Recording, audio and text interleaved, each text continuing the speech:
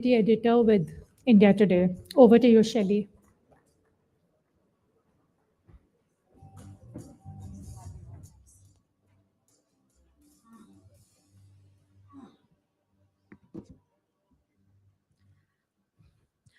Thank you for taking our time today. Okay, fine. I'm going to start with you, sir. Sikkim follows model schools, the concept of model schools, right? Can you tell us briefly what's the idea behind these model schools and how do they actually help students learn better? Uh, Thank you, Ms. Sally, and thank you, India Today, for having us here today. Uh, this model schools concept in Sikkim is a recent concept, actually. A residential model school. We've just started one in my own home constituency, that is Right. Namchebong. Earlier, what we were doing was we were selecting around 60 odd students from our different government schools, okay, from remote villages. We had a selection test every year, and then we were selecting them and sending them to different schools outside Sikkim for studies from class 6 onwards. Right. But our experience showed that these children, when they came out, we were thinking that they would get exposure and then things would be very good for them. But because they came from very humble backgrounds, and these schools were very affluent kind of schools, and then that mixing, and there were some issues regarding that. So, Honorable Chief Minister, he thought that we should have our own residential school Okay. where we could give them best of the education. Mm-hmm. So this is the first year we have started with a residential school, Chief Minister's model school in Sikkim, and then we have uh, you given chance to 60 students, first batch we have started, and this is a state-of-the-art school with smart classes, art rooms, music rooms, all facilities are there, and this is fully funded by the government and free for these children. Okay, right. And the state saw exceptional CBSE results this year, right? So do you think that the idea of model schools has to play a role in that some way? Uh, Not really, because Chief Minister's mentorship program that we started last year, actually, it was on the Teachers' Day that our Honorable Chief Minister announced this program. Right. And, like our CBSE results for class 10 used to be a little lower than the All Exactly. India Yeah. average, maybe because of many reasons. But that year, I mean, that was in 2024, we are just around 63% odd pass percentage for our class 10 results. So we thought we have to improve, and we set an ambitious target of around of 100% pass percentage. We did not achieve 100%, of course. That was not possible within a year.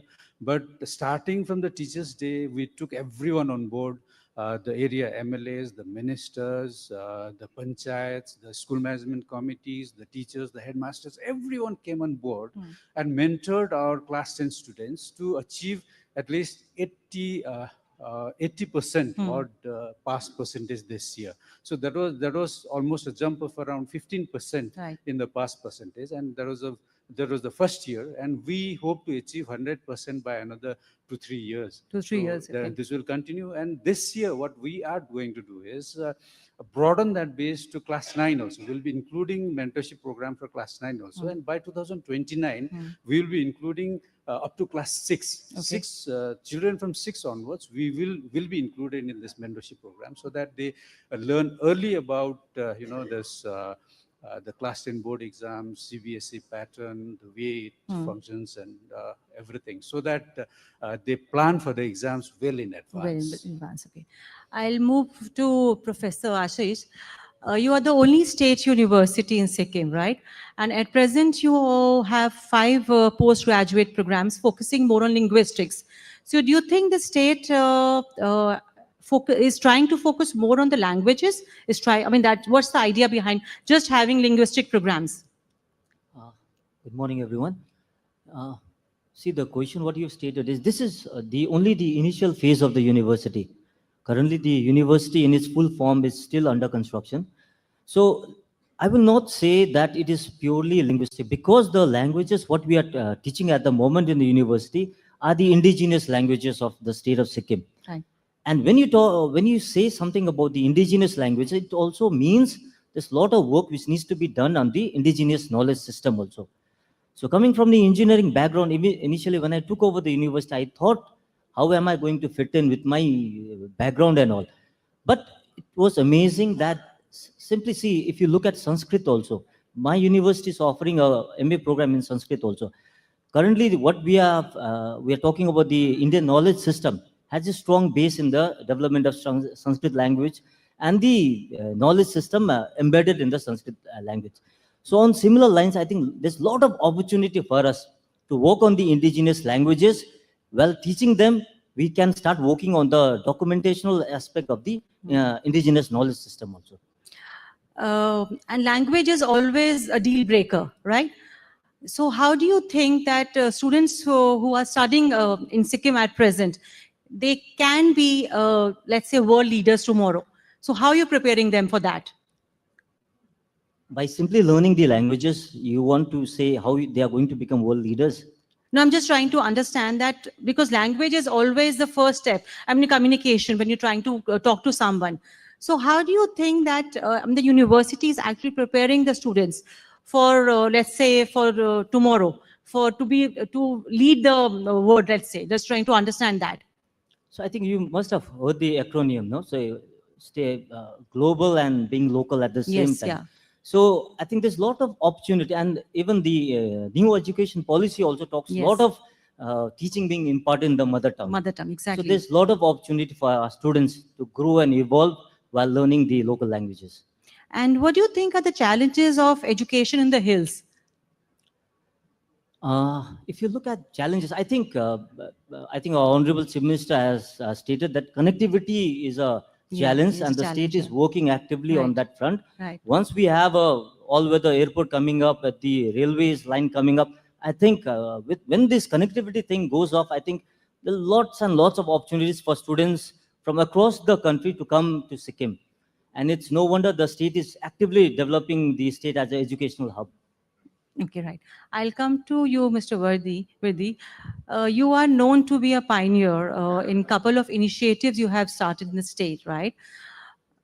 How do you think technology is changing the dynamics when we talk about Sikkim and education? Thank you so much for this beautiful question.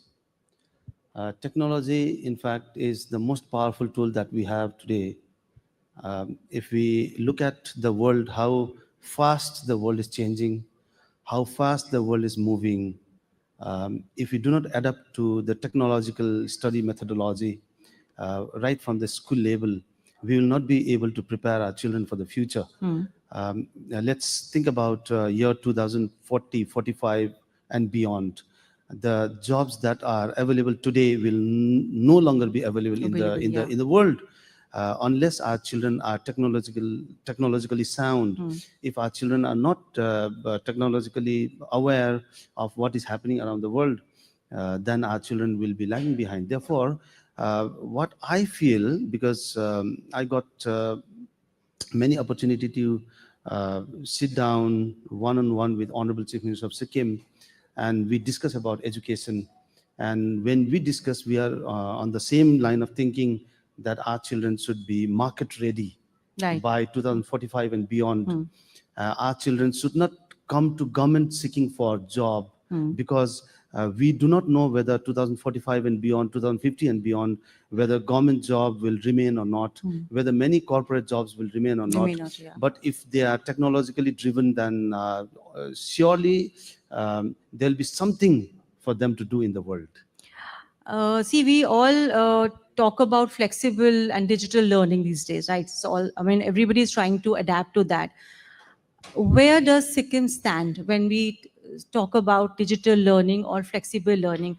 How well prepared Sikkim is, the system? I give you an example. Back in 2013, we started no book, no bag Yes, yeah, policies policy, yeah. initially. But many did not understand. Like I only introduced tablet in the school yeah. and then no books system in the school. But of course, many rejected, many didn't like, and many came to me, Soni sir, आप तो बच्चे को बिगाड़ रहे हैं, something like that. You see, but we tried. We failed. 2017, once again, we restarted. Yeah. 17, 18, 19, and 2020 there was lockdown. 2021 lockdown. All these people started to say, "Did you know that there will be lockdown in the nation?" Nation, You yeah. see, Sikkim and Sikkimese children, Sikkimese parents were aware of online and technological education system, you know.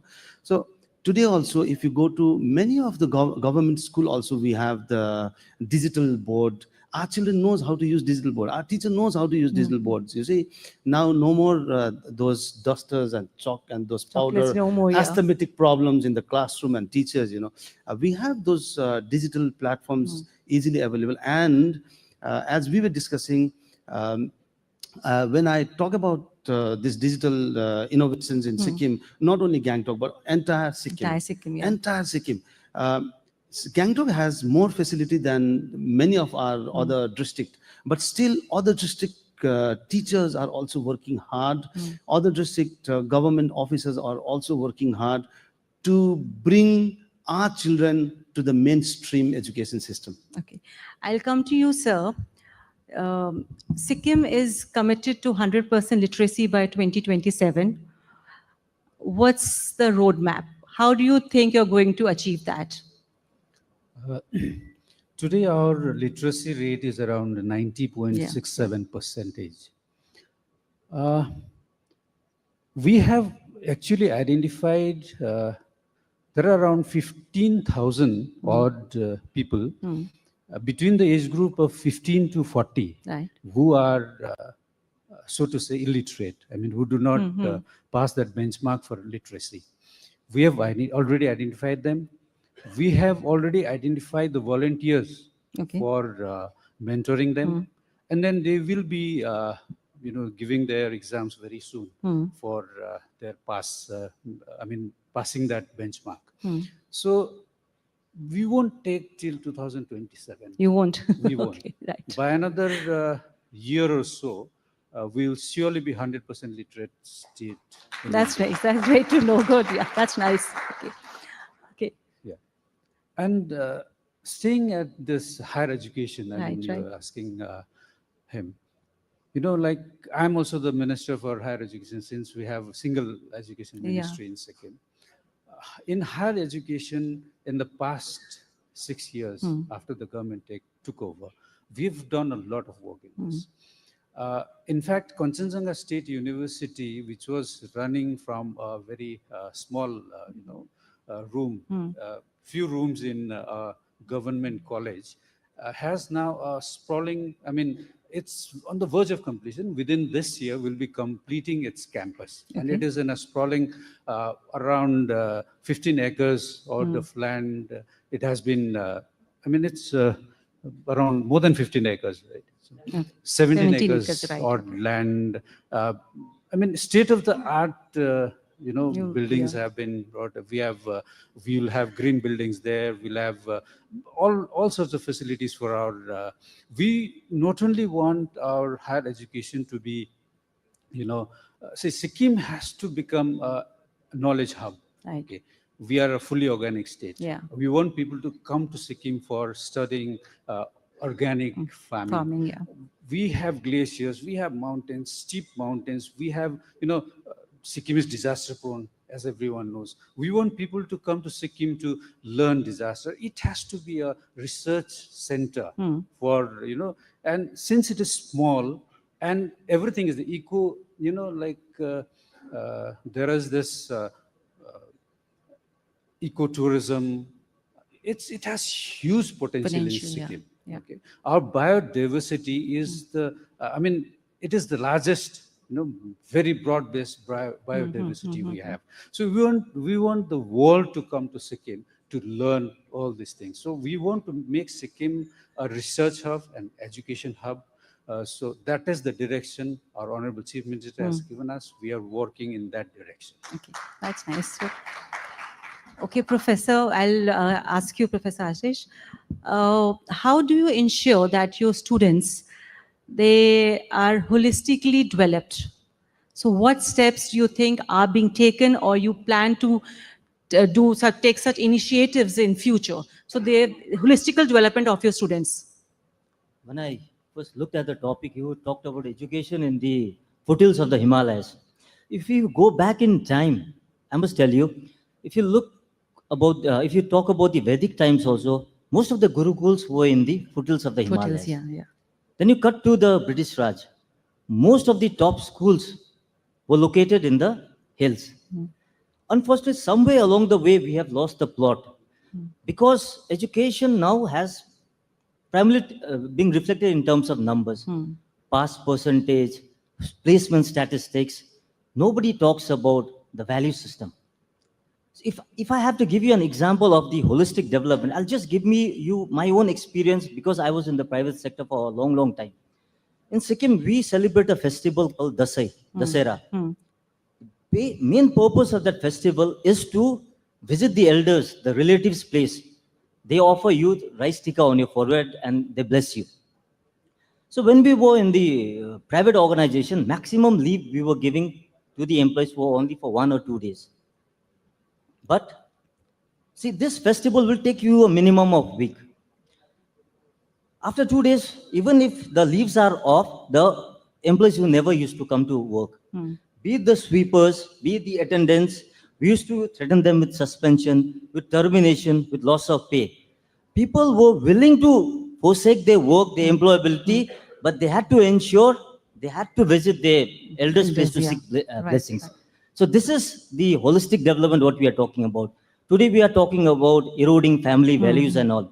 So Sikkim is a living example where all these ties are there and it's going to happen for a long foreseeable time. Thank you. That's interesting. Okay.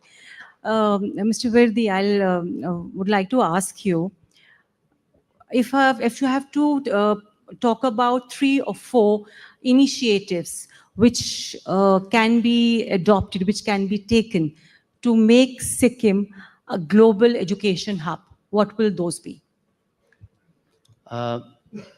Number one is life skill, which Dr. Ashish just mentioned. The most important. More than the academics, we need to teach our children the value system, the morality. Life skill is very important. I have to be the better husband, better father, better friend, better citizen of the society. More than the better mind, but useless. You see, this is number one. Number two, once again, technology. We have blockchain technology, which we must teach our children because everything is transforming into blockchain technology. yeah. Tomorrow's world is blockchain technology. This we need to teach our children. And we must teach our children to be self-dependent, not to be dependent on or be an employee. We must teach our children to be an employer or the provider. We must teach our children to sit on this side of the table, not the Other side of the other table, yeah. side of the table where receivers end, but the givers end. These three are very important, and Sikkim is working on this. Okay, that's nice. I'll come to you, sir. What would be your takeaways? Like, how do you think you are preparing to make Sikkim the global hub of education? Like you said, we have to skill our people. Right. If you don't have a skill set, you stand nowhere in the world. You have to start skilling people very early. Because if you want someone to get into sports, he or she has to start at the age of 6 or 7. Right. Same is the case with skills. If you don't start early, you will not gather that kind of knowledge in that particular skill set you are trying to develop. The Honorable Chief Minister has also said, that we will have, first of all, we'll have schools from 6 onwards. We will be having vocational, every school in Sikkim will have a proper functional workshop built, Right. where children can try their hands on everything from carpentry, pottery, to, everything. I mean, whatever life skills you need in life. From there, they can build on their own strength after that, and follow a pathway which will lead them to employment. So that is our plan for the future. Future, okay. And coming to you, sir, why is experiential learning or hands-on learning important? And how is the state working towards that? I think it's very, very important in today's age, experiential learning. And if you look at what the state is doing, recently they have started the Chief Minister internship scheme also, where the graduates are given hands-on experience. And likewise, I think the colleges and the universities are also following something known as the industrial internship scheme also. So basically what happens is in the final semester, they're sent to the industry to work on a project or on a live project. So I think that is very, very important, this hands-on experience. Because this is something like what sir also said, which will update you, which will skill you, for the future ahead as well. Okay, hard skills versus soft skills. There's always a debate. What is more important? I think both should go hand in hand. You cannot isolate one and say this is much more important.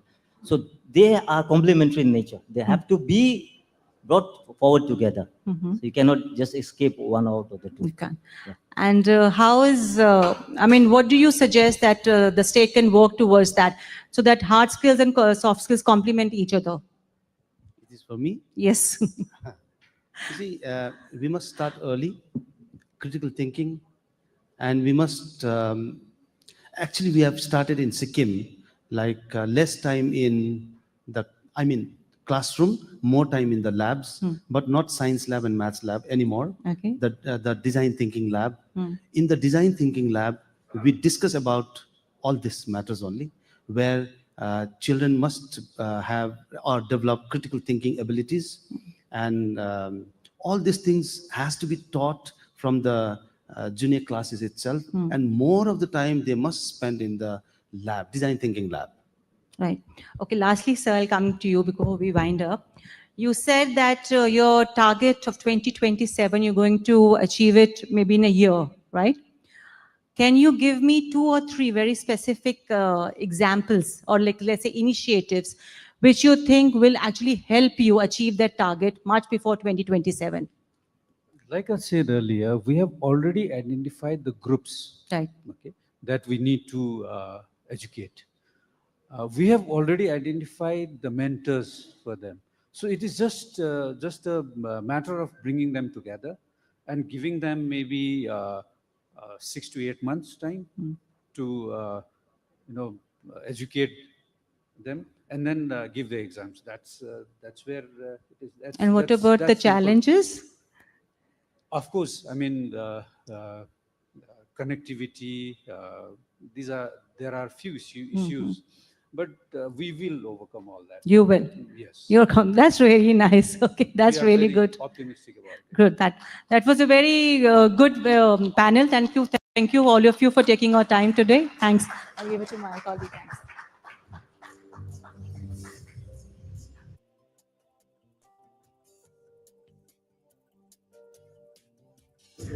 Thank you everyone for sharing the importance on